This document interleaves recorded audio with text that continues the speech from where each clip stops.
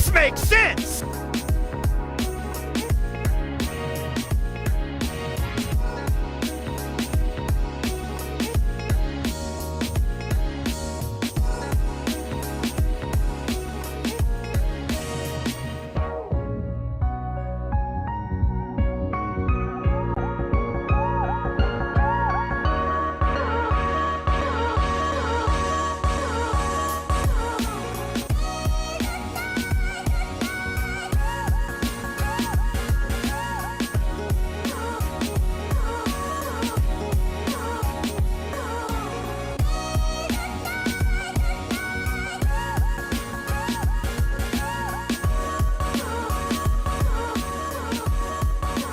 Shut up! Ooh!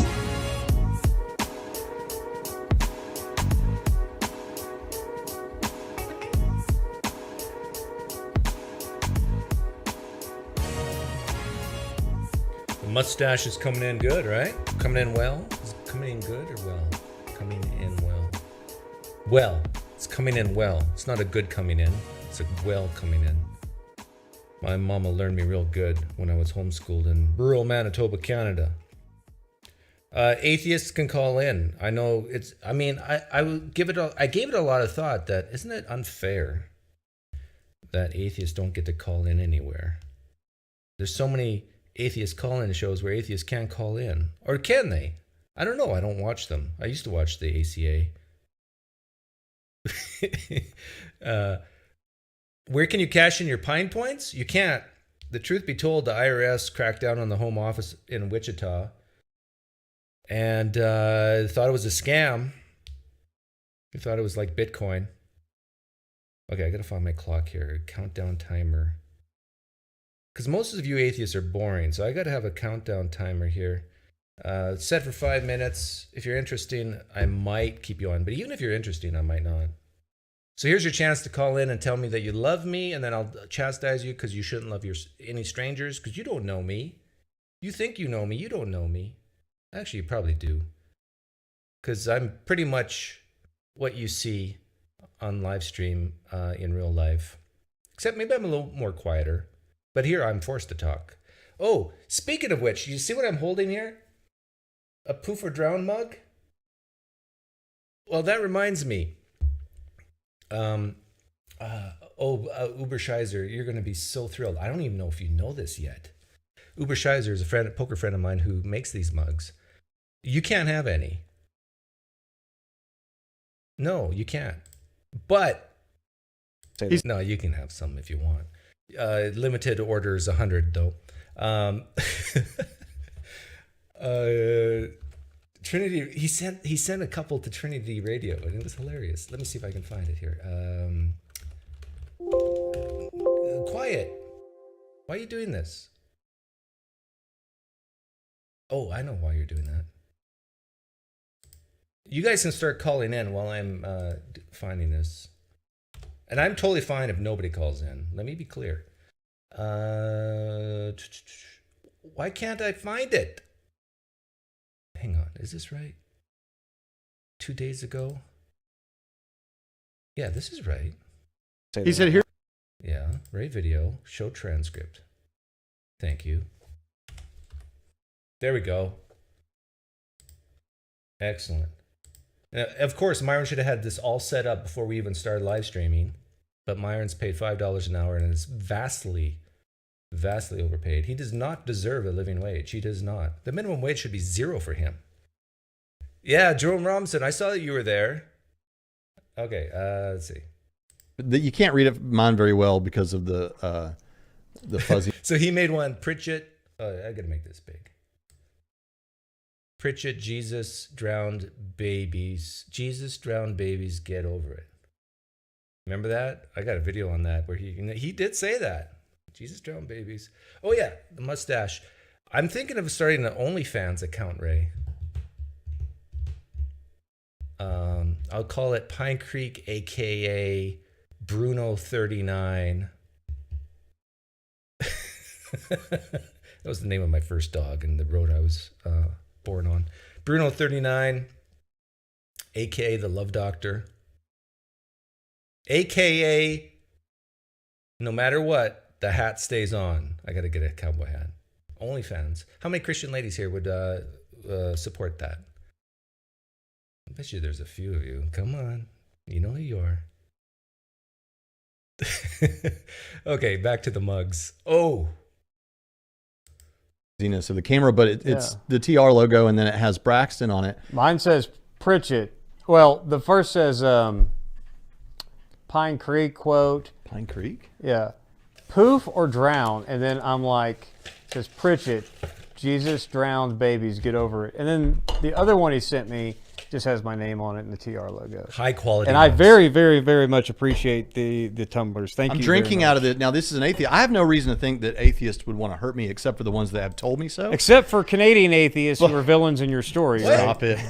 He has a story where Canadian atheists are the villains. Oh, I'm living rent free in his head.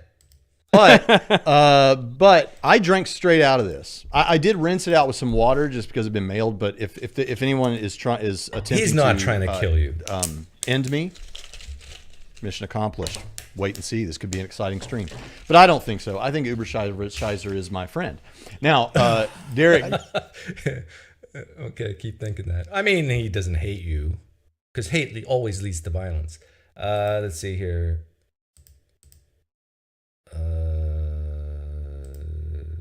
Yeah, Jerome, I'm trying to find it.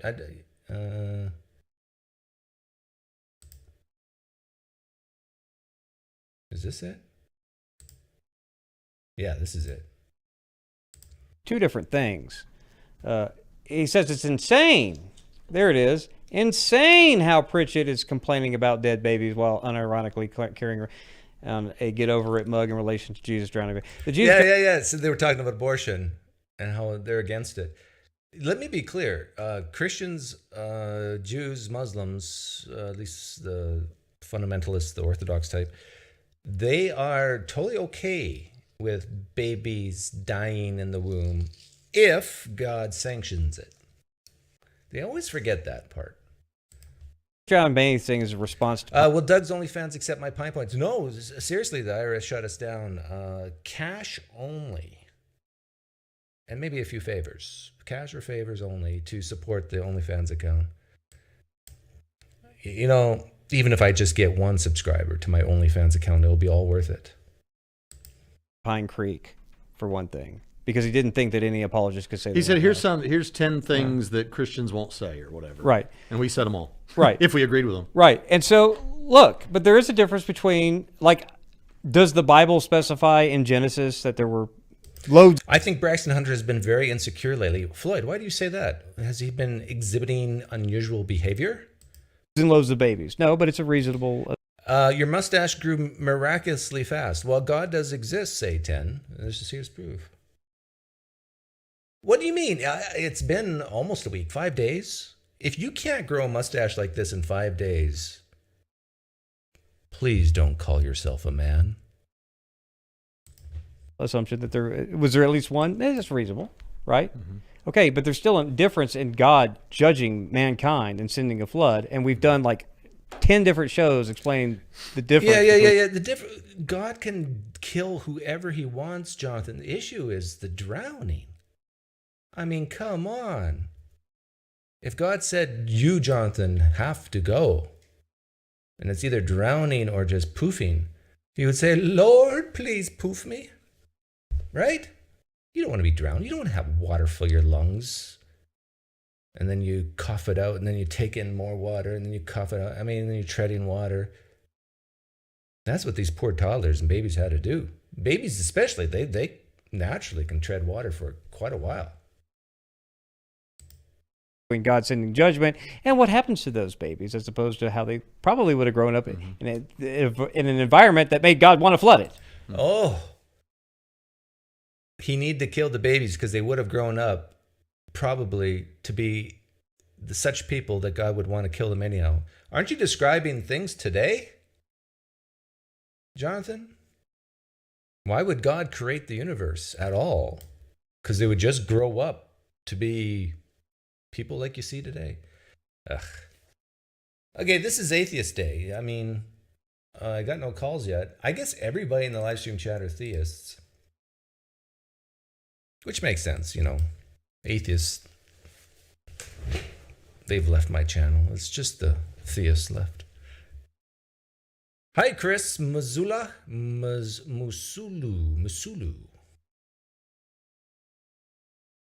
Of course, my mustache is proof of God. You can come in and talk about whatever you want. I'll even allow politics, but try to keep it tied to religion at least somewhat, okay? This is the religious channel. But also know, if you do talk politics, most people will not care. And they'll get scared and run away. So try to keep it religious. If you want to come in and tell me your deconversion story, if you want to come in and say, hey, I was a cradle atheist and I don't know what these freaks are talking about. If you want to come in and have a complaint on how I run my channel, if you want to come on and tell me how a Muslim or a Christian hurt you when you were a kid, if you want to come on and have me SE you and try to get you to become a theist, I can do that too. If you want me to ask you questions on where the markers are in your life, or if you want to come on and demonstrate that you're a stubborn atheist and nothing will change your mind, feel free. The link's on the top. All you have to do is click it. Even if you're Natasha says I'm a naturalist. I am too, but I've often said what would absolutely shatter my worldview. If you want to come on and tell me what would shatter yours, what would change your mind?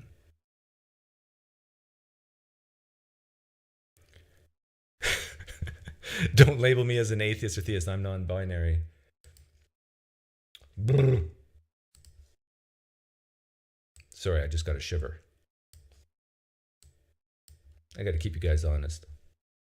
Oh, Randall Rouser.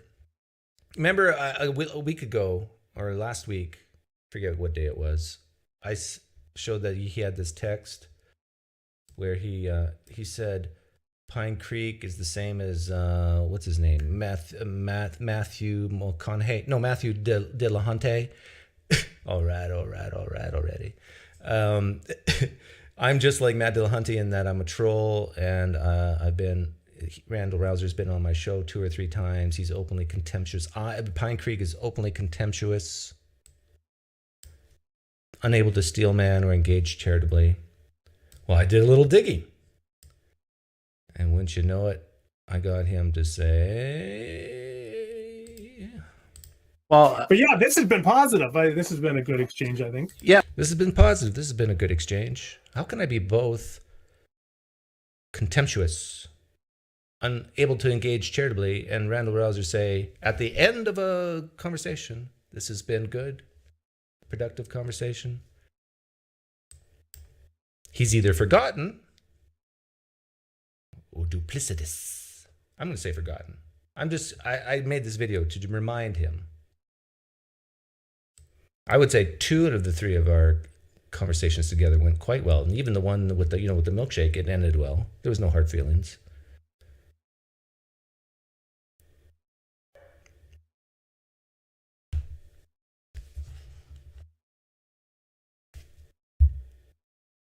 Oh, hang on. Actually, let me play this, and I'm gonna. I got a Jehovah's Witness on the stove. I'll be right back.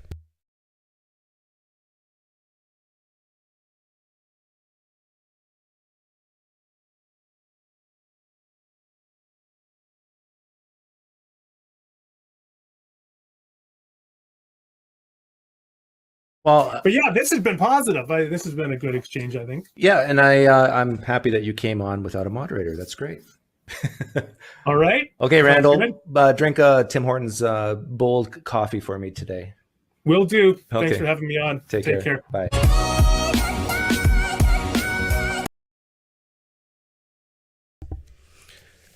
Almost done. A few more minutes on the stove. That was a bad joke, right?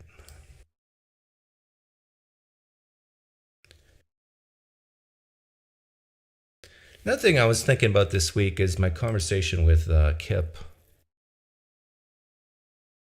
Because I saw, oh, we got a caller. I don't have to talk about Kip. Kip's watching. Maybe this is Kip. No, he's gone. Sea level rise. Oh yeah, this is up on one of my tabs. You can't see it here. I got great news for people watching. The sea level has not increased for the past 5 months. I watch it every day. Sea level has not gone up for the last 5 months. Back to Kip. Did someone call in? I don't see you here. If you did call in, you left right away. You got chicken. Because Kip said that he won't be back on my show, and I don't know why. But maybe I misunderstood. Kip, if you're listening, did I misunderstand?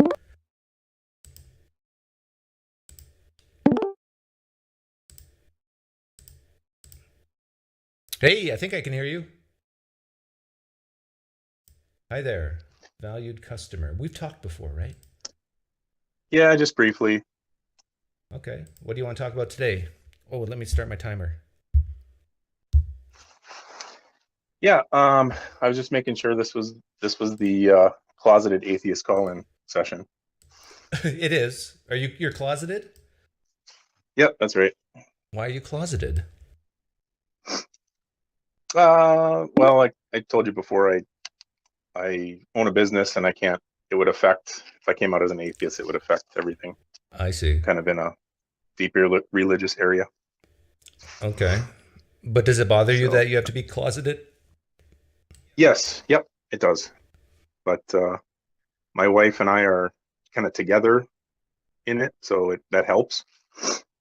But I don't know. You're not crying right now because you're closeted, are you? Or you just got allergies?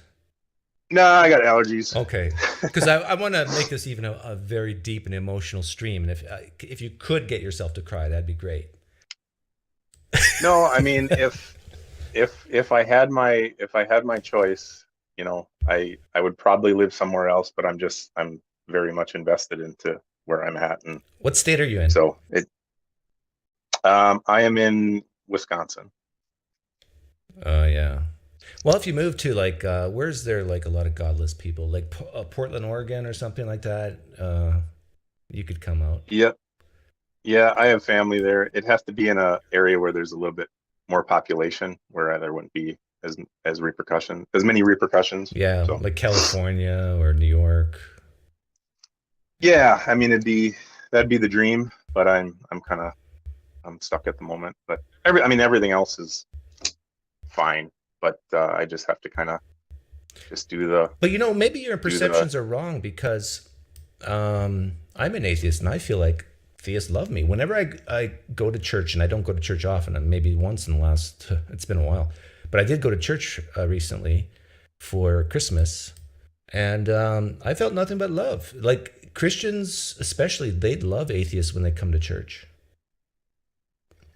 Yeah, and I need to have more conversations with my kind of group of friends, because many of them are still believers. Mm-hmm. And I kind of want to ask them, because when we talk, everything's great, it's usually cordial, but they're just really locked in. And I really want to ask them, like, if they really think I'm going to hell, or some of these questions and stuff. But usually when we have these conversations, we're all together in a group, so it's kind of like it's multiple people kind of versus me, and yeah. I don't really have any, I don't have the knowledge of everything. Oh, you don't have to from childhood. You don't have to. Just ask questions. Yeah, and I'm really transitioning toward that, and that's kind of part of why I was calling, because you can get away with doing like the poof or drown stuff. I feel like I can ask that stuff, but they don't think I'm being serious they just think I'm being, I don't know. It doesn't work for me when I'm talking to them. Yeah, if you phrase it, well, you could use me. You could say, hey, I heard this guy the other day on YouTube, and he asked I thought, an interesting question. It's called Poof or Drown. It's in a hypothetical thought experiment. And then you say, okay, George is talking to you, and you put him in the hypothetical, and then say, what do you think of this? What would you say, George? Yeah, they always seem to have an answer, and then I try to pin them down like, well, just, give me a yes or no, but then it always goes to, well, the reason for that was, like some of your theist callers that you get. But I guess part of it was, I guess I was calling to find out, so instead of like the poof or drowned, or I have yet to use the, lately you're kind of on a kick of, why did God create anything if he knew that, what would all happen, and why the charade and all this stuff. Yeah. Which I totally understand all that, and that makes perfect sense to me. But, I want to try that, but I wondered if there was any other questions, that I don't know, those videos, like you can look them up too, where it says 5 questions that Christians can't answer or whatever. But, those questions that cause obvious tension, like what are some other ones that you can like start a conversation off with, like, and I can go in and look in the Bible and really study the story, and then kind of be like, well, what do you think about this? Do you have any other of those? That was your 5 minutes. You can Sorry. So you can listen off stream, and I'll answer your question. And Sarah, you're next. I think it depends on the type of theist you're talking to, but if you're talking to, let's say, an evangelical Christian, which I bet you that's the type that you're around, ask them the most basic questions about the core foundations of their belief, and their core foundations is usually the Bible. And then ask them, why do you think the Bible has anything to do with a creator God? And then get them to list, and then say, okay, which is the most important on that list? And then get them to answer, and then say, okay, give me your best example of that bullet point. And then they'll answer. And then you ask questions. Let's say if it's prophecy, then you ask, well, how would you make this prophecy better? And then they can quickly give an answer. Then, well, isn't it, if you can make it better so easily, maybe it's not a great prophecy. If it's eyewitnesses, you've heard me talk about all this. So, but it is important that the simpler the question, the more it has impact. And for many Christians, it comes down to personal experiences. Use the outsider test for faith for personal experiences in other religions. Does that mean that someone should be highly confident that that is true? Well, of course not. But mine is special. Get them to hear themselves. Just repeat back what they're saying. Get them to hear their own words back at them. And then they go, wait a minute, that sounds funny. Sarah's. No, Endo, I'm not a deist. But I am accepting deist calls. Sarah, can you hear me? I can hear some static. Are you in a bunker in Eastern Europe? Or are you just 10 seconds behind? Try again. Get things fixed.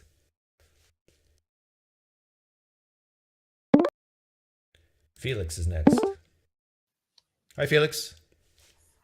Hey, Doug. What would you like to talk about? I'm a very, very, very new atheist. I was a hardcore believer, Calvinist, even preacher for more than a decade. Wow. Yeah. This is it hurts to lose my faith. I am a fallen theist for sure. How long have you been out? Days, weeks, months? I mean, I still go to church with my family, but not really. Oh, you're not out. I mean, you're an atheist, but you haven't told anyone? Correct. Oh, are you married? Yes. Have you told your wife? No. Oh. Well, she knows I've changed. She knows when it comes to religion, I'm different. But I think your wife already knows. She just hasn't said anything. I'm not sure. But yeah. What would happen if you told your wife today that you no longer believe? You don't have to use the A word, but what would she do? What would she think? This isn't why we got married. I hear you. A preacher, upcoming preacher. I was in seminary and everything, but yeah, it's. I think she would still make it work. Faith isn't the only thing that why the only reason we're together, but it's like it was the biggest thing. Yeah, same with me and my wife. it'll complicate it for sure. You have kids? We do. How many? 2. How old?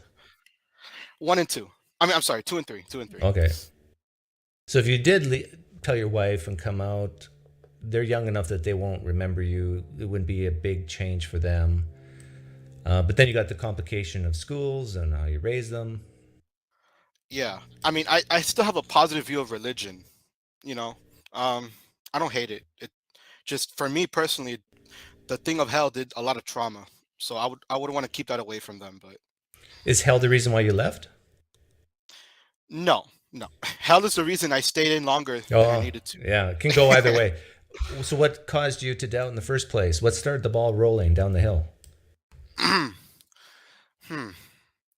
At first, it was the reason that we got together. We were from different churches. So I was a Calvinist preacher. She was a charismatic.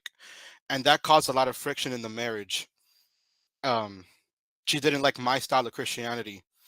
And so after a year of fighting about it, I'm like, did I really like wait until marriage and give my entire youth to the Lord so that I can argue with my wife about faith? And like this, that's when I started just like, this is kind of bullshit.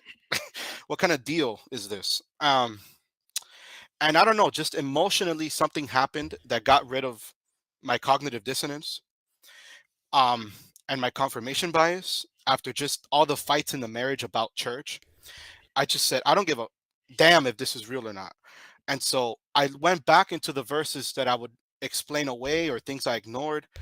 And one particular thing is 1 Samuel 24, David counts a census. I'm sorry, 2 Samuel 24. David counts a census. And it says that God made him do it. But then in Chronicles, 1 Chronicles 21, it says that the devil made him do it. So either God is evil and the devil is God's hitman, or the Bible has a contradiction. And I knew that verse as a Calvinist, but now that contradiction is kind of shattering my faith. So why didn't you just say, well, God never had anything to do with those verses in the first place. Men just wrote that, but God's still real and Jesus still rose from the dead. Why didn't you just become a progressive Christian? I was kind of like that for a year. For about a year. But then I just started once emotionally, I opened myself up to, okay, this is kind of bullshit. Are these beliefs even helping me? I just started seeing a bunch of problems. And that's just, and so I questioned the resurrection. But so Jesus said he'll come back in the first century. And then, so I said, if Jesus said he'll come back and that's the first fruits, so let me know if this proves Christianity, because I think this for me is the straw that breaks the camel's back. Jesus said he'll come back in the first century. Do you know those verses? Yeah, but you know what Christians say to that, right? I do. I said it myself to defend it. Yeah. But Paul also says, you can have another 5 minutes. This is interesting. okay. Paul also says, we who are alive, who remain until the coming of the Lord. So he includes himself in the second coming in 1 Thessalonians. But it's the point is, it's supposed to be the harvest. The resurrection sparks the apocalypse. So Jesus is the first fruits. So the resurrection was supposed to happen. The second coming was supposed to happen immediately after the resurrection, like within a generation. So if the second coming never happened, then the resurrection couldn't happen because no apocalypse was sparked. And so my body is like fighting to still believe in these things, but my brain is telling me this is all false. What do you think of that argument about the resurrection? Well, you know me. I don't know how long you've been listening to my channel, but I think the whole thing is crazy to begin with. To believe any of this is true, a man rising from the dead, walking on water, just merely because the text says so, is way, way far from being sufficient evidence. But if I was to do like an internal critique, yeah, that's a tough one to get around, because I agree with you. Jesus was, Paul says he's the first fruits. And so if he rose from the dead, and then he said, surely none will taste death before the kingdom of heaven arrives. But then Christians will say this is referring to the transfiguration in the next chapter. And so I can see how Christians can sort of piece it together. And you sort of pieced it together in a way for many years. So that tells me that the reason why you see it differently now is there was a fundamental psychological something that said to kind of open your eyes and say, well, in fact, you said it nicely. You said, you just didn't care anymore, right? Yeah. Yeah. And I gave my heart and soul to this for decades, and it was hurting my marriage. So I just didn't give a damn. Right. You didn't give a damn. And I actually think that's the first step in deconversion. You have to have the attitude, I don't give a damn if Jesus rose from the dead or not. Both ways. And then you look at the evidence, then you can look at the evidence objectively, and that's exactly what happened to you. I used to explain away all these objections. I studied it thoroughly. And the first thing in my mind was, okay, how can I defend this? Because the faith has to be true. It was a confirmation bias like no other. So are you still a preacher? No, not anymore. Not anymore. Yeah, that would be tough. So what do you do now? I'm a public school teacher. Okay. And how long ago did you preach? Less than 3 years ago. I took a break because my children were born. But before that, I was a youth pastor. I was preaching in the pastor's place, and I did prison ministry. So I was in the prisons preaching. Yeah. See, and with your wife, she's not going to see these verses the way you see it, and she's not going to doubt at all because she still gives a damn. Yep. Right? Yeah. She's probably still looking forward to heaven, fearing hell for other people, thinking that without Christianity, then why live? Or, there's so many things at stake for her. What's your opinion? Is there something inside of you that wants her to think like you, or are you okay if she just stayed a Christian a Pentecostal Christian for the rest of her life? I'm okay if she stays a Christian, if it helps her regulate her emotions, if it makes her life better, and if it doesn't complicate the family, then I don't mind. Yeah. It's interesting you say that, because I actually do think for a lot of men who are former Christians, Christianity helps.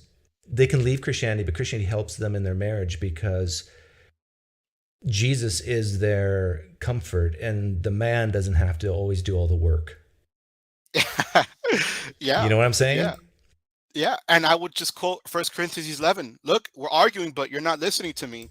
God is the head of Christ. Christ is the head of man, and man is the head of woman. So you got to do you got to go with what I'm arguing for. And once you get rid of that, like, okay, so now it's really 50-50. Yeah. So yeah, it's crazy. I'm in the closet, I guess. Well, I wish you all the best, and it's totally up to you, of course, when you come out, or if you come out. But I'll let you go.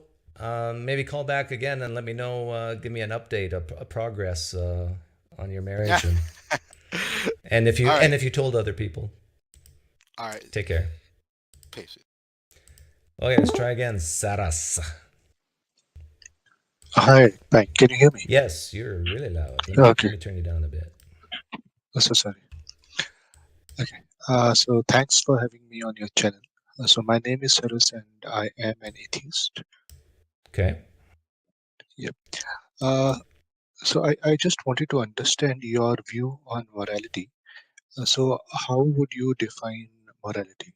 Morality? Or yes, please. Morality is a term we use to describe things that we like or don't like. Actions that we like or don't like. Desire or don't desire. Okay. So how would a country, or how would a group of people define morality? A group of things that they like or they do not like? Yeah, actions they desire or don't desire. Okay. So, but then if two people desire different things and they are willing to kill each other for that, or if, for example, a question that comes from mostly Muslim apologetics, if father and son want to have sex with each other, that is moral or immoral? That is what? Is it moral or immoral? It's definitely icky. I would say it's icky. In fact, this is a great thought experiment about if we knew with 100% certainty that no health problems would arise, that nobody would know and cause suffering in other people, whatever, you're hard pressed to say it's immoral. So it's one of those. It's one of those. I lean consequentialist. So in other words, I'm saying if no harm's done, or no net harm is done, then it's leans towards not immoral. And I wouldn't. It could be amoral too, like neither moral or immoral. Yeah. So that'd be my answer to that. But you do not derive it from your definition, because your definition of morality was not harm or not harm. It was like or dislike. So you define morality You're as correct. something that you like. But there's a correlation between what we like and dislike based on harm and well-being. So how many people like nitric acid poured on their face? Not too many. And why don't they like it? Because it causes them harm, causes them pain. Okay, that makes sense to me. I think I do understand. Yeah, but when it comes to you asked about disagreements between people. This is why we have debates and arguments. Hopefully they're civil. Why we try to convince people to our position. I think this happens whether you're atheist or theist. Like if I ask a Christian, well, why should I listen to God's morality or God's commands? Well, because it's for your well-being. So what? I mean, show me how it's for my well-being. And then they can pinpoint, okay, let's take sex before marriage. If you don't have sex before marriage, then you can't get an STD. Well, yeah, but you don't have to be a Christian to do that. You can be abstinent and an atheist because you're scared of STDs. Or you can take severe precautions and so forth. So in other words, you just start, even theists have to do this. Like the guy who just called in, he would have arguments with his wife about which brand of Christianity is true, Calvinism or like say evangelical, non-Calvinist Pentecostalism. They still have to debate each other and argue, and we do this with morality all the time, and this is why I think morality evolves. But specifically in the case of incest, so it is, it comes as an instinct that it is wrong. So should instinct not be a part? I think that answers, from that logic, your question, by your definition, you could clearly say that I do not like incest, so it is wrong. Oh yeah. And individual humans do not like it, so it is wrong. So in fact, by your definition, you could very easily say, I think it is wrong. Yeah, I definitely would say that it's icky and I am repulsed by it. I would say the same thing about homosexuality. Two men kissing, I think it's icky. I'm repulsed by it. It's like, for me, smelling soured milk. But if we want to step back and then really delve into, well, why exactly am I repulsed by it? Well, if it's not doing any harm to two men kissing, well, what's the big deal? And okay, I get that. I just don't want to see it, Yes, I think what we are saying is that we can define morality for ourselves. For example, we would find such an act wrong, but that will not give us any authority to say that, let us say our neighbors are doing that act. It does not give us any authority to say that they are doing it wrong. Oh, what they are doing is wrong, right? Yeah, giving us authority. Like, where does that authority come from? Like, that sort of sounds like a theist. Group. Yeah, as a group. So let us say we are living in a community, and as 50 people, and 48 do not think or think that father and son having sex is wrong. But then there is a father and his son. They want to have sex with each other. So those 48 other people would not be in a position to say that you should not do this act, right? Because those two would say that we like it, so we will do it. Yeah, I agree. Like our rights and authority in quotes as atheists come from society. But we're still down to making arguments and having conversations on what is the best way to live or not. But anyhow, your time is up. Thanks for calling in. Thank you. You guys like the 5-minute idea? Or you don't like? Should I do this with Theist Thursday as well? Maybe make it 10 minutes?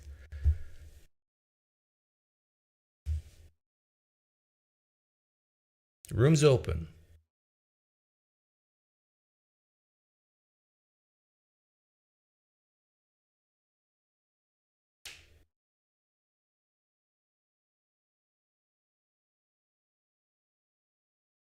I'm an atheist in the closet as well, says per aspera ad astra.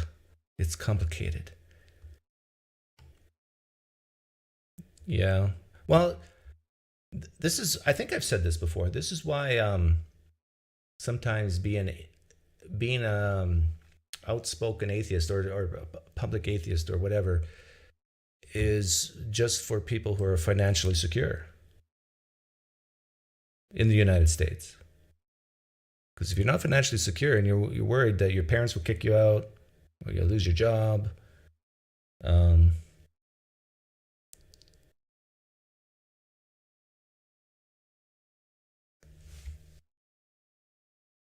or lose your marriage, I guess. You got to be secure in your marriage, secure in your who you are, your ability to live. If you're not secure in all those things, then you have to be closeted. Tim. Oh, a man who wants to show his face. I like it. Oh, there you go. I was about to say I can't hear you, but I can hear you. Let me screen. I think you can hear me. Yeah, I can hear it's you. Lag from YouTube. I just muted that side of it. Okay. What do you want to talk about? Well, I'm Icy Pirate 11 from the chat. In case you've noticed the name or not. What's the name? In the chat, I'm usually Icy Pirate 11. Icy Pirate 11. Doesn't ring a bell. You've responded to me a couple times, but anyways. Okay. Yeah, I recently left Christianity, 2 weeks before Christmas. Oh wow! So just a few months ago. Yeah. What happened? Well, it started in July of last year. I think someone tried making some kind of Marcion argument for different deities in the Bible. And of course, Christian doctrine says that's not true, but I set out to disprove it, and I couldn't. You couldn't disprove what exactly? So that Yahweh and Jesus were different character and natures. Oh. Well, if you're a Trinitarian, yeah, you wouldn't want to disprove that, right? I didn't want to. I was trying to prove that they were the same, but couldn't. And then I started noticing errors and contradictions. My cognitive dissonance left me, and yeah. Well, why didn't you become a Unitarian then?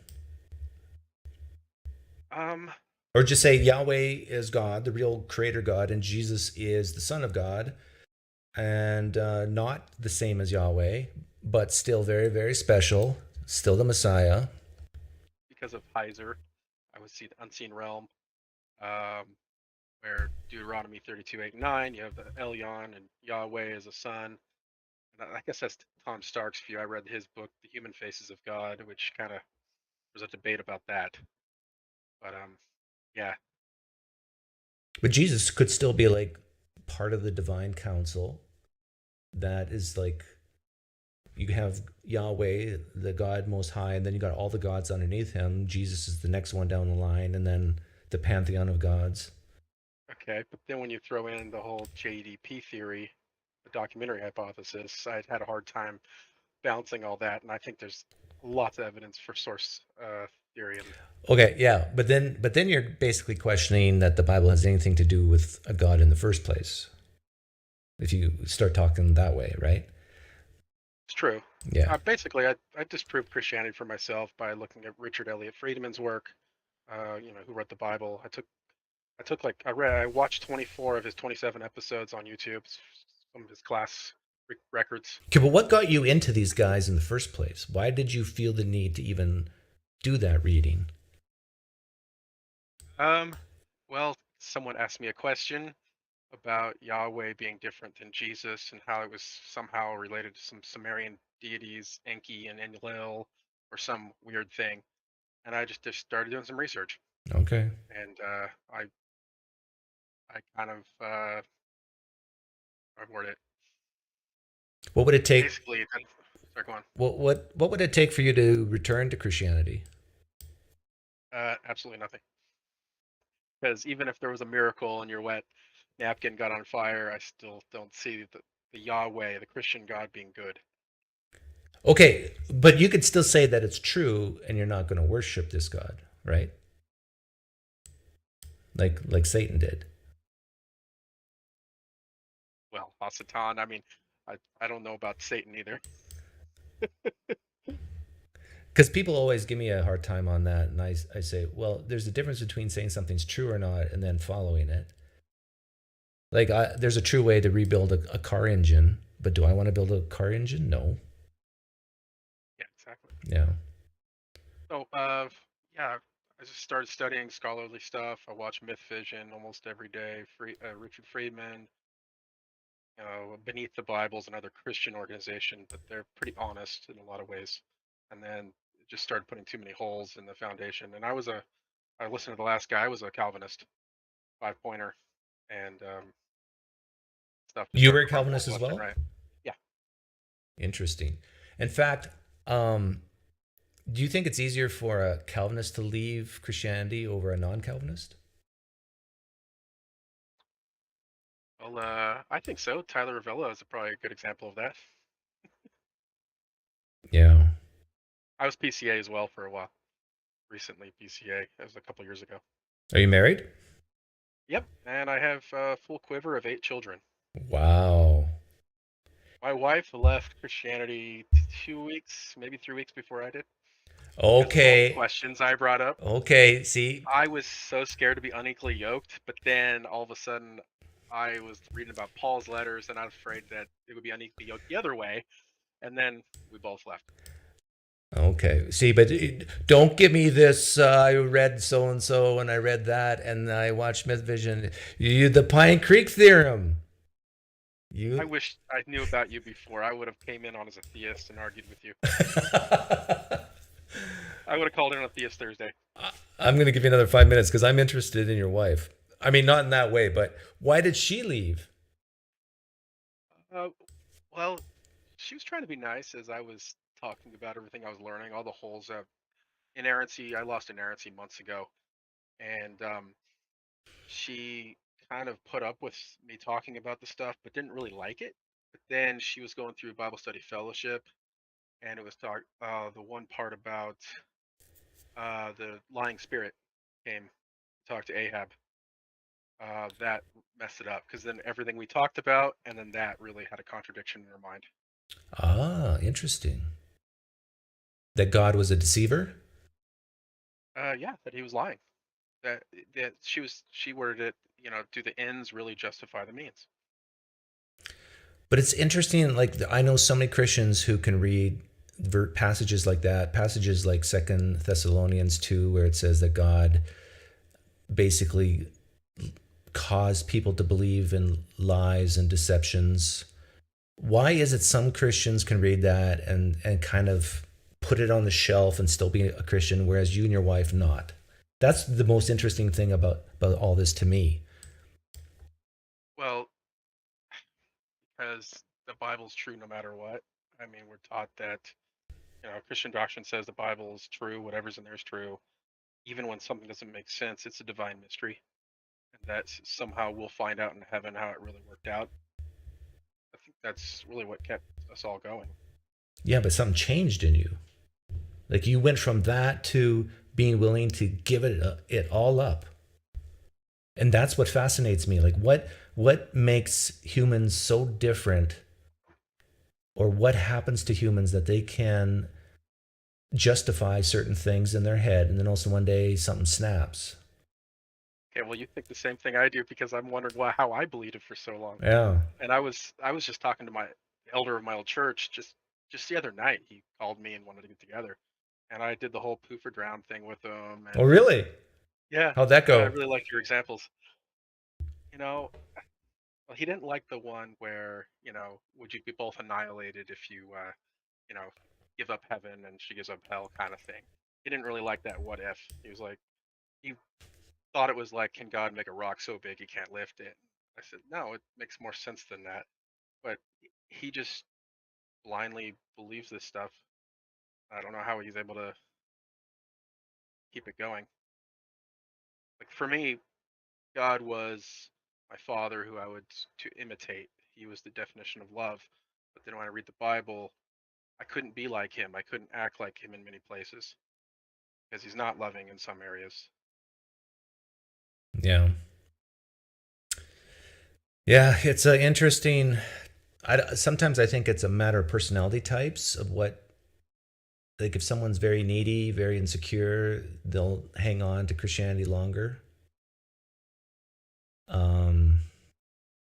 But I don't know. Sometimes like people can stare a contradiction right in the face and it still doesn't faze them, and other people, no, I'm out. And I think, I think go ahead. I think Christianity is harder on women, to be honest. My wife and I've talked a lot. She was kind of into the whole above rubies and different stuff like that, which is pretty conservative and kind of wackadoo. The Michael Pearls of the world. But she's trying to believe and live this certain way. Trying to homeschool our kids, all 8 of them. Wow. And it wears on her. It wore on her so much, and she had a totally different, take on Christianity. It was harder on her. She suppressed all her feelings, how hard it was, and tried to push on and look happy and content all the time when she was hurting inside. How old's your oldest? 15. So your 15-year-old's going to remember the differences. Is your 15-year-old still Christian? I don't know. I know my 14-year-old is really pushing back right now a lot. Against you and your wife? Wants to go to youth group, right? She still wants to go to youth group. Why can't you take me to church? All that. I don't really want to. Yeah. Like my mind for so many years. Depends on the church, but if it's a fairly benign church, I would say still support her in that. Because it's community, right? It's like maybe not the Bible studies, but bowling nights and pizza nights, movie nights. That's pretty safe, That's right? True. I mean, yes, but not really, because they still indoctrinate you. Yeah, but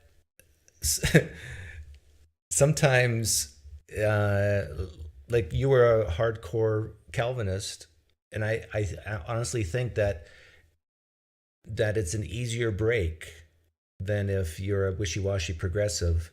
So if she's being indoctrinated, and then she learns the stuff you learned, it'll be a quick, painless break.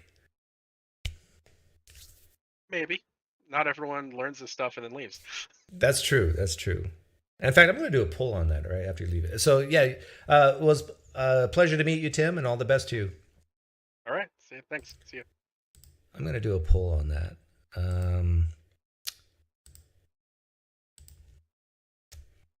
Atheists, would you rather have a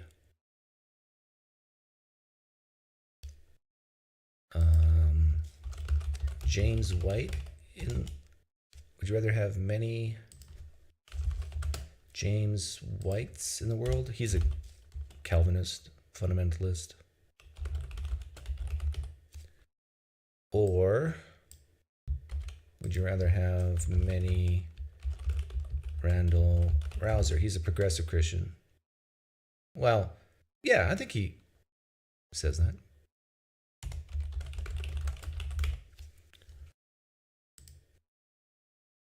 I'm very curious to see what you guys will say.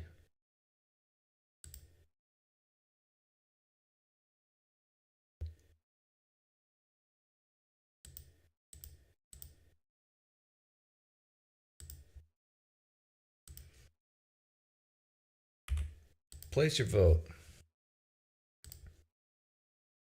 Try to think about it. There's many factors at play. You might think it's an easy one to answer, but I don't think it is. There's pros and cons to both.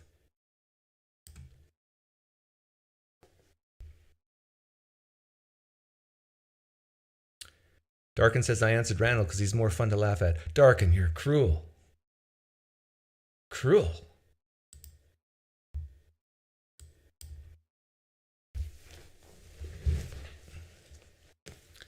Randall Rouser's too alliterative. If you actually voted James White, you need help. Jerome Robinson, you're cruel. Meanie.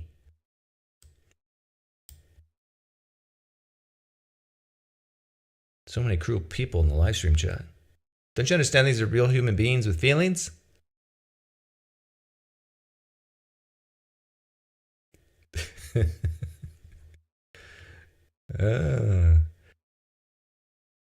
Randall Rouser's winning. The room's open. You can call in while the poll's going on. Can't stand either of them. Either of them, says Man Bear Pig. I think Secular Sunday might be interesting. Well, that's what this is. Secular Sunday. Wait, I just realized I said a racist thing accidentally, said Jerome Robinson. Well, good for you for noticing, because even if it's accidental, it's still racism. Facts don't care about your feelings. Amen, Natasha Wilson. I haven't met one fact in life that cared about my feelings, and it bothered me. Germania, yeah, we all know PineCreek cares about feelings. I care about the feelings of children, but there comes a certain point when you become an adult that you should be able to speak your mind within a conversation and not have to walk on eggshells all the time.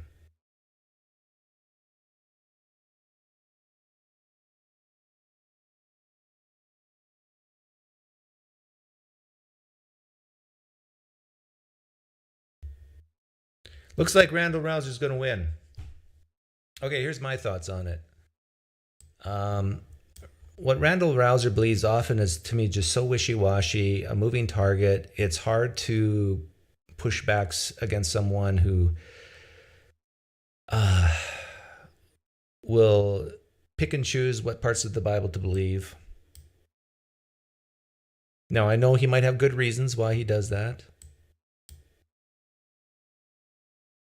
But with the James Whites of the world, who views every letter as the inspired word of God in the canon, the 66 book canon, I mean, then it becomes, or who just presupposes it's true. I think if he could be convinced of some type of contradiction, I think he's out. It will be out. Whereas Randall Rouser said, well, that's just men wrote that. That's not who. Yeah, it's a contradiction, but men wrote it. I still love my Jesus. Now, if you look at it in terms, so in that sense, I'd vote for James White. If your goal is to get rid of religion, but if your goal is to just have a world of more of a happy, kind place, then yeah, you want the Randall Rousers of the world. But on the other hand, there's far fewer James Whites in the world than there are Randall Rousers. There's a ton of cultural, progressive type Christians in the United States. The feel-good Christianity. There's a ton of them. There's very few James Whites. So even if James White said, I want a Christian nation, I'm a Christian nationalist, well, what percentage of him makes up the United States? I would submit to you it's very low. They have zero power. And their convincing power is pretty low too. They're not going to, well, they're going to produce a lot of kids, but we know statistically a lot of those kids are leaving. The ball is going down the hill. It's pretty hard to stop that ball.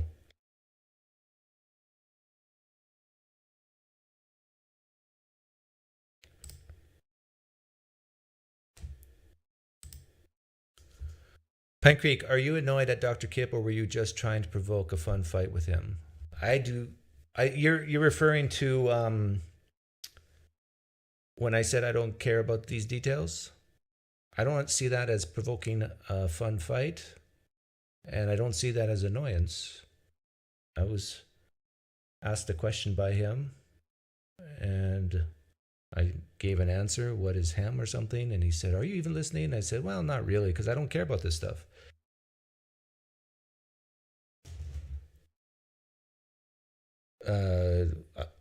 Rob Rowe was on my stream, said some things and said Kip's name.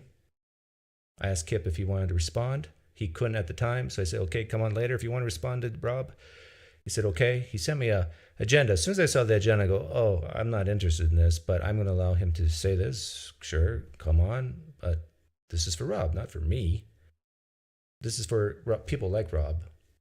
You got to keep in mind, I'm not a Christian, and I don't care. This is the reason why you don't see me doing too much apologetic reviews anymore, too. It's like, I'd rather just have conversations with people.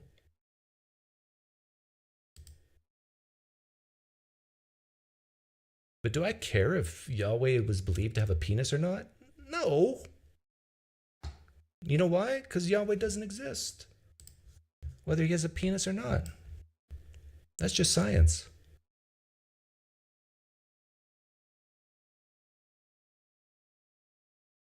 If Randall and White would have a love child, you would get Ned Flanders. That's actually pretty good, How Long? I can see that. A conservative gay.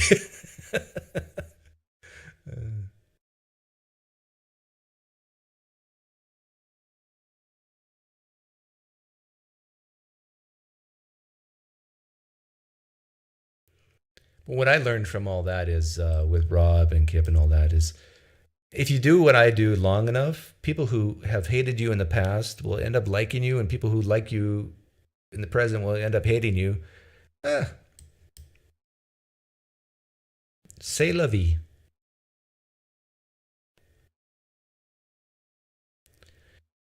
A person has a huge advantage in the world if they don't care so much. Of course, there's things I care about. But if you care too much, it can cloud your judgment.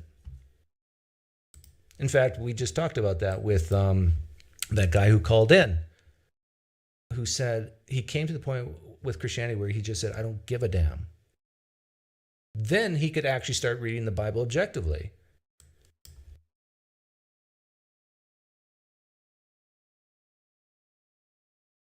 Once you start, if you care too much about defending certain people,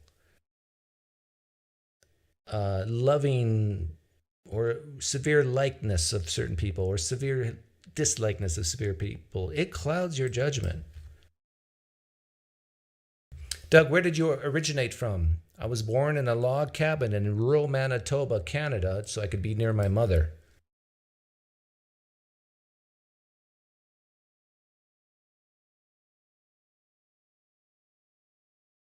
Where's your eternal address going to be?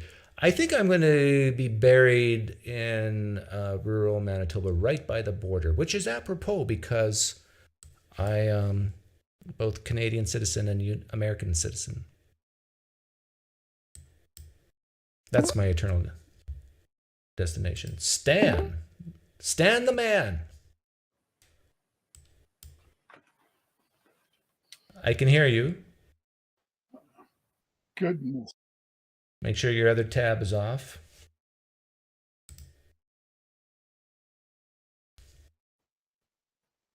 Goodness gracious. Great balls of fire.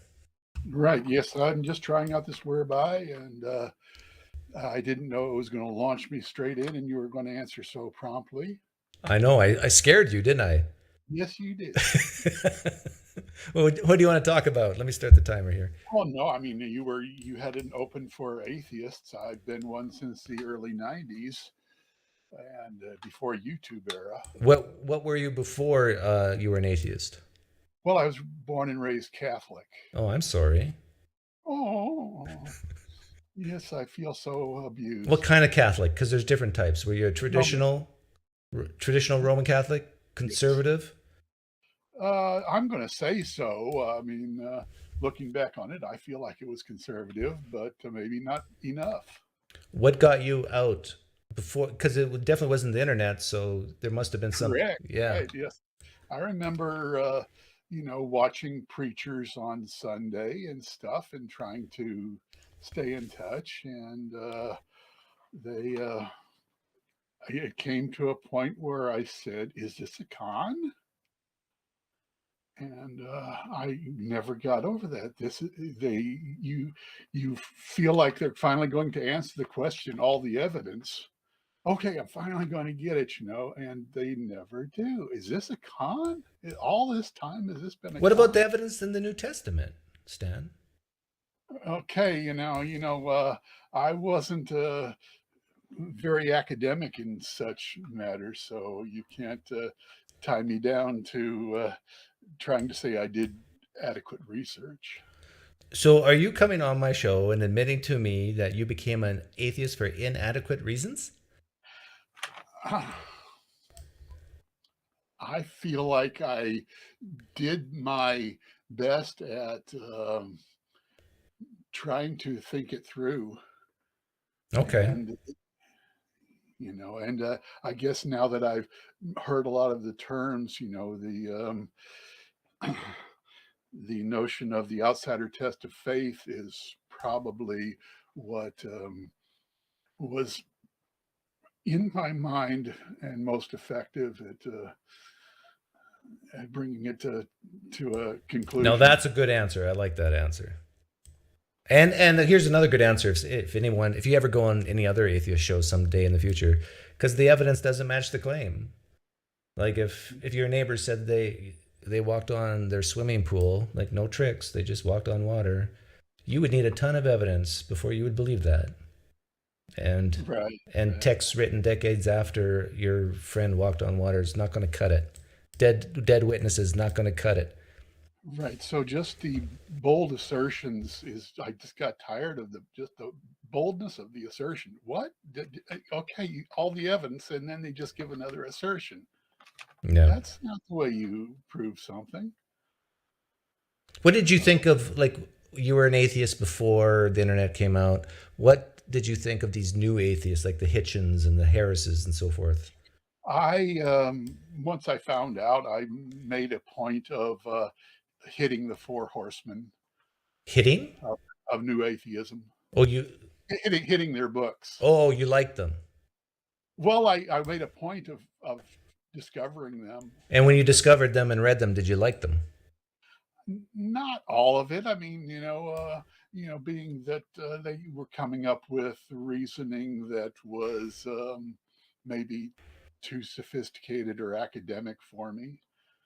But mine was much a simpler, logical, just, come on, talk to me honest. You sound like a farmer. No, I'm I got into technology. Electronic technician is what I'm going to say my profession. Okay. Well, you're a very practical guy, right? Yes. I didn't follow the crowd with family at such. School I was a loner, right? Were you outcast when you let people know? I had already moved away from home, so it didn't affect me at the time of coming to a new understanding. Okay. And then you got married to a beautiful atheist woman. Goodness gracious. Let's not talk about my personal life too much. I was married once, and that was enough. Tried that. Okay. Well, thanks for coming on, Stan. Thanks for the... Thank you. Yeah, let me know where you're at. Yeah, bye-bye.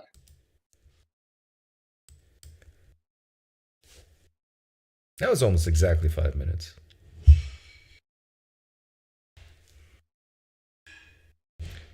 Thank you, Jerome O'Mara. You can stay. for saying you love the mustache.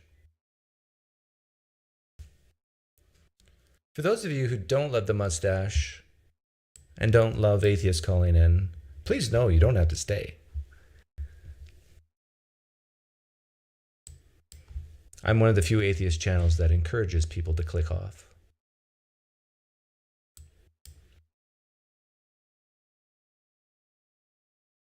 I'll take a few more calls before I watch the Phoenix Suns beat the Dallas Mavericks. Don't tell me the score. If you tell me the score, you're permanent block. I shouldn't even brought it up. Actually, if you do tell me the score, I'm going to assume everybody here is lying because you're a bunch of atheists and atheists lie. All the time.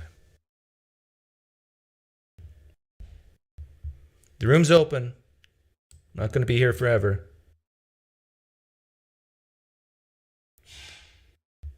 Oh yeah, it's a good move. I tell you, like, I was sexy before, but now, whew, off the charts sexy. My wife kissed me yesterday? Or was it just after the harvest? And she goes, "Ooh, ooh." She said, "I don't know if I like that." You don't like kissing a caterpillar?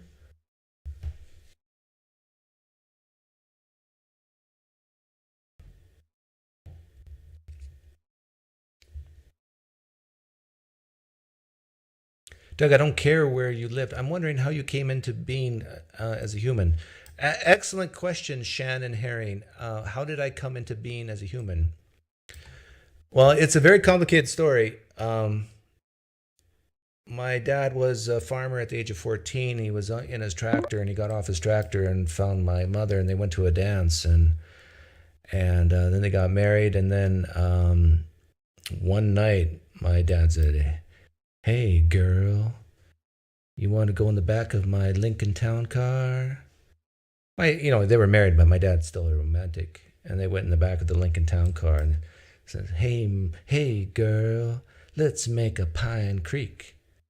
So they had coitus, and here I am. Franklin D. Roosevelt. There's two of you in here. Did you come in twice? Are you talking to me? Am I doubling up on you? I think you are, but I'm going to remove one of you. There we go. You're not an atheist, or are you? Well, I'm not an atheist. And I was asking, because your subject said or theist, I thought. Deist. And I was just going to be clear, or deist? Yeah. Oh. Yeah. See, I'm a Christian. I can't read, so. Yeah, sorry. Okay, so this is just an atheist self-help day. I get it. This is an atheist bashing day. I'm mostly bashing them. No. You've been pretty good with everybody. Yeah, you're right. I've been good. Well, ask me one question or say one thing, and then I'll boot you. Okay. Well, I was just gonna talk about. You had somebody on who mentioned not being able to see or understand why Jesus didn't come in the first century. I was going to dovetail that into something in the Old Testament. We can talk about that later when you want. If I try you back, but I can show you in the Old Testament, and I don't think it'll be convincing for you guys. But what it will do is explain. As you said, well, I don't know why. I think you have an understanding about how certain Christians see it and believe it, and. So I was just going to explain. Surely none will taste death until the coming of the Lord. Yeah, but there's something in the Old Testament that also shows the second coming too. Okay. Something Jews ought to pay attention to as well. Okay, take care, Franklin.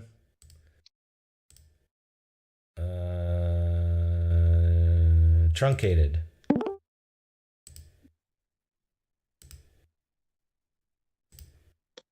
You're on, Truncated. Hey there. What do you want to talk about? So, question for you. So, before I deconverted, I had different Bible stories that bugged me, and one really stuck out. And I'd be curious to know, before I tell you what mine was, Was there a story you had in the Bible that always made you really deep down inside go, I don't think that's true? Yeah, I think most Christians have trouble with someone living in a whale for or a big fish for 3 days. I think people have trouble with a man offering his daughters to strangers at the door. I think a lot of people have trouble with Noah's flood. I think a lot of Christians have trouble with anything to do with King David. I mean, did you have trouble with all of those, or were you like me and were able for some reason to ignore them? Oh yeah, I think if you're a Christian, you have to ignore most of it. Evangelical fundamentalist Christian, yeah, you have to kind of put it on the shelf. Yeah. But which one was the biggest one? I don't know.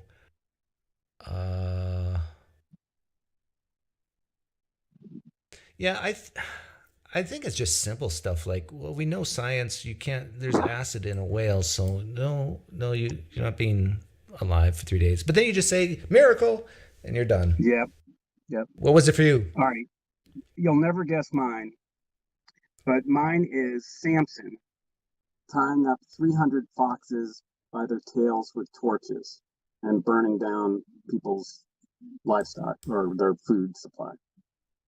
I always thought that just sounded perfectly like mythology. Yeah. And I was just like, that is nuts. Not only that, but since Samson couldn't do it on his own. Move your mic. That means, am I close enough? Yahweh did it. And Yahweh burned to death 300 foxes. Yahweh's putting you in a tin can right now. I can barely hear you. Oh, I turned off There you everything. go. There you Okay. go. Now you're better. Yeah, so Samson. Okay. Yeah. Sorry about that. Well, it's a great fodder for a movie, right? And I think they did make a movie on Samson. For Christians? Not for Christians. Wasn't there a Hollywood movie on Samson? If not, they need to make one. Yeah, it'd be pretty racy. So, the whole thing, I'll just say one more thing because I know you like short calls, is after I truly deconverted, I deconverted for textual reasons, Bible errors, those kind of things, reading Bart Ehrman. But once I stepped out, then divine hiddenness absolutely locked the door behind me, because Christians tell me you were never really a Christian because it breaks their rules. It breaks their system. And I absolutely was. And now that I know that's kind of their understanding of it, I'm like, it's just more evidence. The more you tell me this, the more I'm convinced I'm right. Does that strike you as true? Yeah, but then we have to be careful of not being closed to new evidence, of course. Like what would convince you to return to Christianity? Well, I had something so powerful that I can't admit its faults. So what would that be? I hate to give a Dillahunty answer of, I don't know, but God does. But yeah, we don't like that answer here. Given that I would have to have something that explained the sun standing still, everything about Samson, floods, all the Noah stuff, everything you just mentioned, right? Logically, something would have to overwhelm that in a way. I honestly don't know, other than light my tissue on fire would work for me. It wouldn't? It would. Oh, would. Okay, good. Yeah. Yeah. Yep. So that's it. I just thought I'd say hi and be nice to Dr. Kip. I got one question before you go. We got 1 minute left. And I heard the Dr. Kip comment. I was nice. How was I not nice? People are different than me. Everybody else. And Kip had an agenda. You had an agenda. And you saw. I did not have an agenda. The quote I typed for you that you said made you cry. I'm sure you didn't really, but I've used that now. I own a couple companies, and I've used that coaching management. Is sometimes it's not so important for everyone else to value your opinion, but rather for them to be valued. Super useful in business. You must have a lot of touchy-feely types working for you. Nope. I have people who are very low level, and meaning that don't shout at people, don't just assume they know you. So anyway, It's useful. What do you think? I shattered Kip? Nope. Nope. Oh. He's tough. Okay. No. That's I agree. He's I tough. didn't really come on to talk about that. I gave you all I got, and you're you, and love you. You don't love me. Different. You like me. Do. I am dead inside, and you are my doppelganger. I love myself. Okay. See ya. See ya. Oh, Gabe's here to give me grief. Gabe.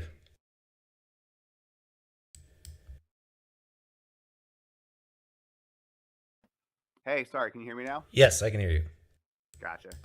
I'll reset the timer because I know you want to talk about politics or something. Well, can you get more specific on what the guess is? Well, we just talked about Kip. Yeah, so I was curious. Well, I was going to ask you a question. Did you ever get a chance to go back and look through the transcript? 'Cause I remember we were kind of talking about. In fact, it. I just did it today. Verbatim.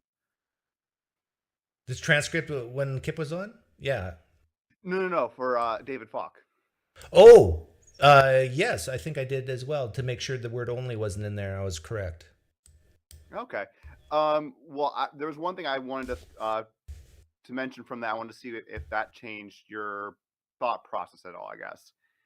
Because I know we talked about the phrases that you seem to think were particularly triggering, like cup size and stuff like that. Yeah. But what about the stuff where she mentioned how I think how she presents herself is not as a serious scholar, and so after the cup size comment, it's really clear that's what they're doing with this, and she plays it too. It's not like she isn't doing this. Do those affect the way that you perceive the kind of the way you perceive his overall comments at all? No, not really. And I got to remind people that everything I've said about this is just in the context of that, what we're both talking about right now, that response to a super chat. And I am still in fact, I've heard him afterwards talk about it. And my interpretation of what he said was pretty close to what he said he meant after he talked about it. So it told me I was right in my interpretation. So number one, he thinks she's fringe. Doesn't matter if he's right or not. I know that freaks a lot of people out, but no, it does not matter if he's right or not because he believes she's fringe. Number two, he's trying to reconcile how can someone so fringe be listened to at all, let alone be very popular. Number three, it's because she's good looking. That's not to say that she can't string two sentences together and doesn't know. I'm sure they agree on some things about the Old Testament. And so that's why he said what he said.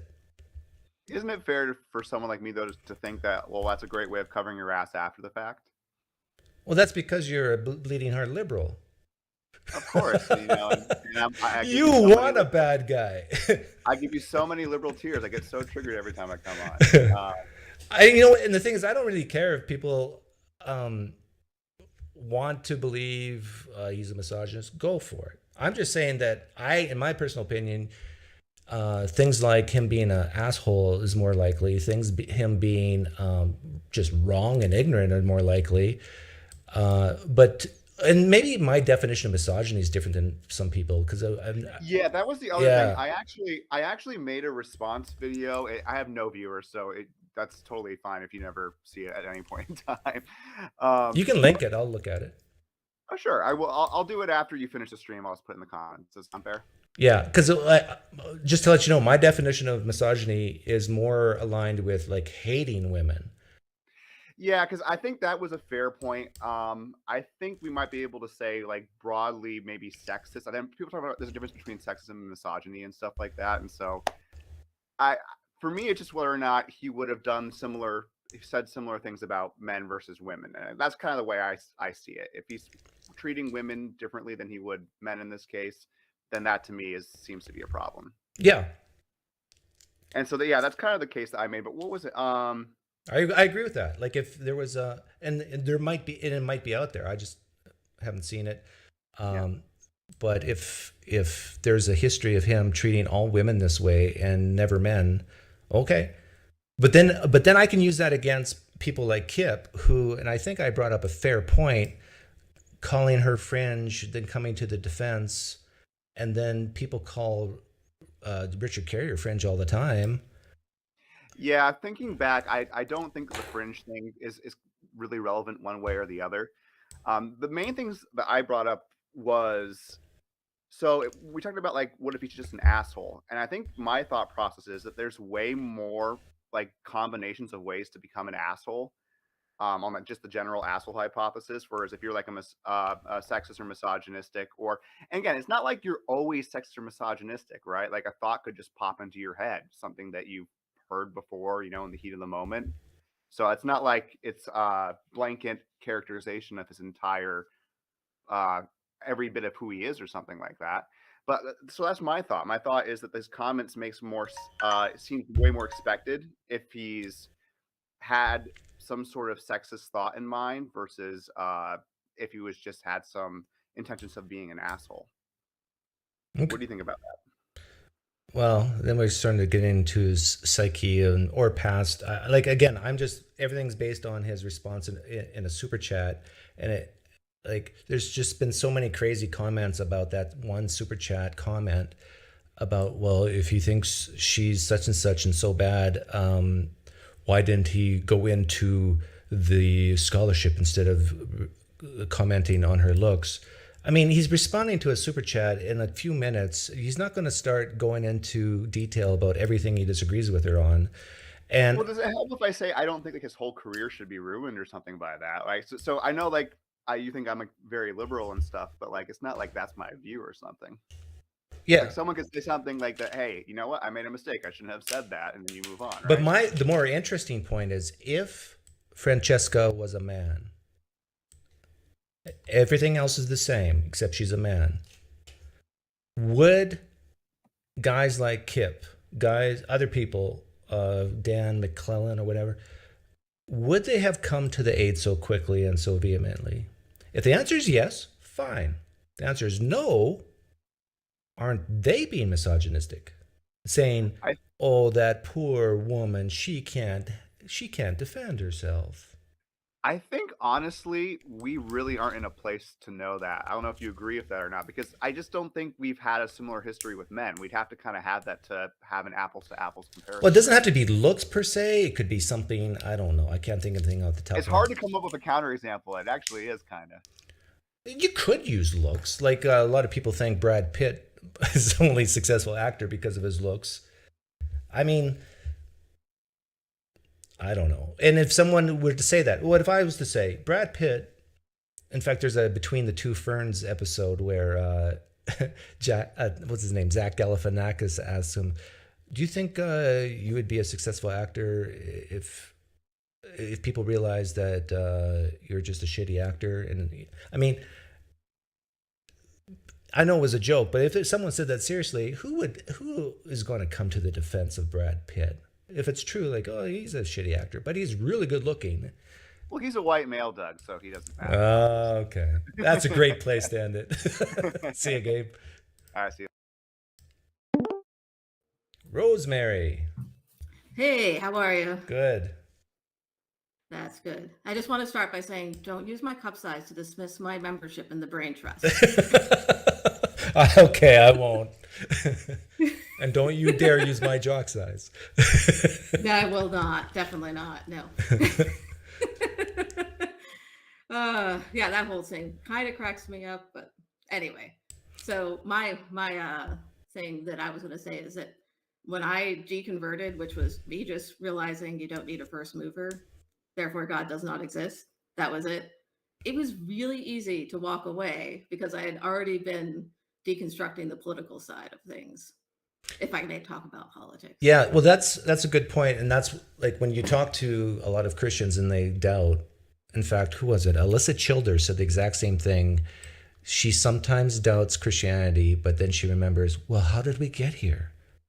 And if you start being open to the idea that maybe the cosmos has just always existed and there was no first cause for everything. Maybe our universe had a quantum fluctuation that caused the singularity to. I think it's troubling for them. Like when I was interviewed by Jonathan McClatchy's students, I think they both asked me about that, and I gave that answer. And one of them said, "I've never heard that before." Oh man, wouldn't it be funny if he left the seminary because of me? I mean, that'd actually be Jonathan's fault because he sent him to me. Yeah. Yeah, it's like after that, then it was really easy for me to deconstruct the rest of Christian belief. So even if you got me back to that classical theism, then I'd just be a weak deist because it doesn't matter. Yeah. I actually, like, what do you think about weak deists? Is that a good place to be? I think it's a rational position, I think. I don't think it's rational, but I think it's maybe understandable. Yeah, it's understandable, but not necessary. Yeah. I don't think you can defend it any more than theism, but I do understand that it's a way to get comfort on some things without all the baggage of specific theism. Yeah. And maybe I just don't need that comfort, so that's why it's not necessary. But you're an interesting person because I view you as someone who actually should hate me. No. No? Not at all. No.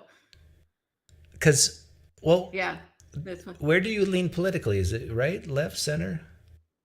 I'm like center left, I think. I'm still kind of deconstructing that side of things, or reconstructing, because I don't think conservatives are true conservatives anymore. Like what conservatives are not what conservatives were when I was growing up. And so for me, the spectrum is all thrown off. So whatever I am, it's still in the center, which is kind of where I always was, but I'm probably more left than I was as a young adult. Huh. But slightly. Well, I don't know why I've got this impression. Maybe it's because of some of our interactions on Twitter, or some interactions I've seen you with other people on Twitter. I would think you're the type of person who I think would want nothing to do with me. But yet you come to poker and we have fun, and everything you say in your comment sections to me is never derogatory, always constructive. Yeah. I wish more people were like you. I think it's because it's probably because I'm more center left than extreme left. Like there's positions I take, but they're not like absolutist positions, maybe. But also you think like me, and you're a chemist, and my dad was a chemist, and I like chemists. So. Oh. I remind you of your dad. Did he have a mustache? No, not until it was funny because he grew a mustache the last few years he was alive, when my uncle, who had always had one, shaved it, which is hilarious. But does that mean I'm going to die soon? No. Okay. No, he had dementia. He had dementia, so it's Okay. Well, we'll see you in 4.5 hours, 3.5 hours. Yes, I'll be there tonight. Okay. Take care. All right. We'll see you. Bye. Bye. Okay. I want to watch the game.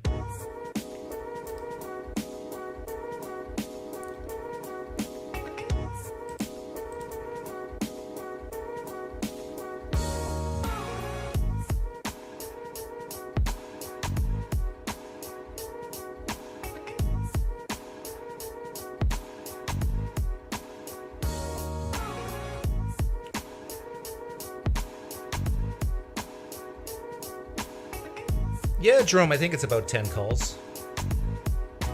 Maybe 7.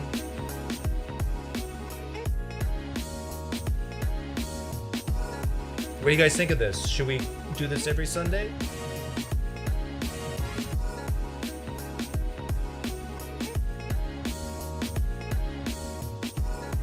Let's run a poll. Should we do Atheist call-in every Sunday? Yes. No.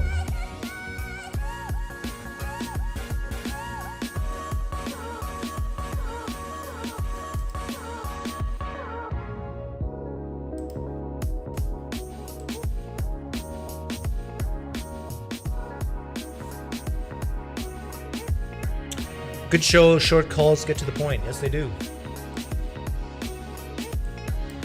Maybe I should do 10-minute limit with Theist Thursday.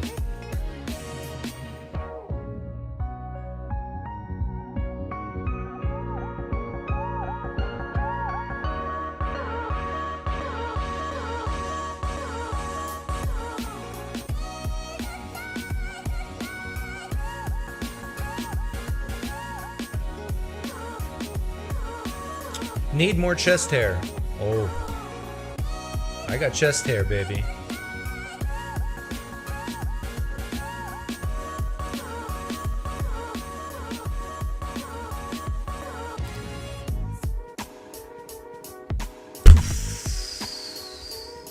Thanks for hanging out, guys. We'll see you next time.